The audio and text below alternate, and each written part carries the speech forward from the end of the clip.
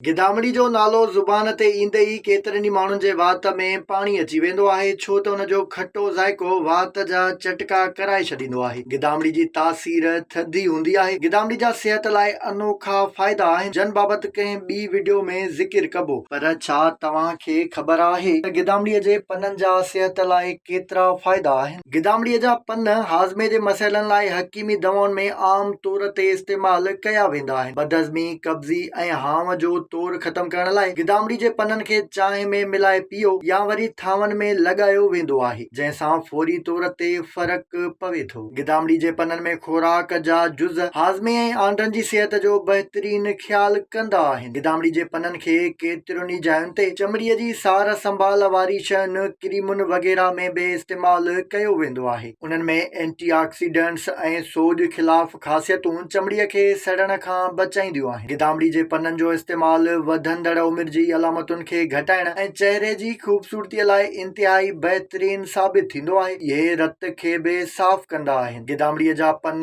रवायती दवाउनि में बुखार, खंघि ऐं मादे जे मसइलनि समेत केतिरनि ई बीमारियुनि जे इलाज लाइ इस्तेमाल कया वञनि था। साइंसी हवाले सां उन्हनि ते का ख़ासि तहक़ीक़ नाहे थी, पर इन्हनि जो सक़ाफ़ती हवाले सां केतिरनि ई क़बीलनि में क़दीमी दौर खां इस्तेमाल थींदो पियो अचे। कुझु तहक़ीक़ुनि मां ख़बर पई आहे त गिदामिड़ी जा पन रत जी शुगर खे कंट्रोल करण में किरदारु अदा कंदा आहिनि। उहे इंसुलिन जी हसासियत खे बहितर बणाईंदा आहिनि ऐं ग्लूकोज़ मेटाबॉलिज़्म खे मुनज़िम करण में बि मदद ॾियनि था। केतिरनि ई जायुनि ते उन्हनि पननि खे शुगर जे मरीज़नि लाइ फ़ाइदेमंद सम्झियो वेंदो आहे। गिदामिड़ी जे पननि में ज़रूरी विटामिन्स जहिड़ोकि विटामिन सी, विटामिन ए ऐं विटामिन के सां गॾु आयरन, कैल्शियम ऐं मैग्नीशियम जहिड़ी मादनियात माणण जो बहितरीन ज़रियो आहे। अहिड़ियूं ग़ज़ाई शयूं गॾियल सिहत, मुदाफ़ियती अफ़ाल ऐं हॾियुनि जी सिहत लाइ बि अहम किरदारु अदा कनि थियूं।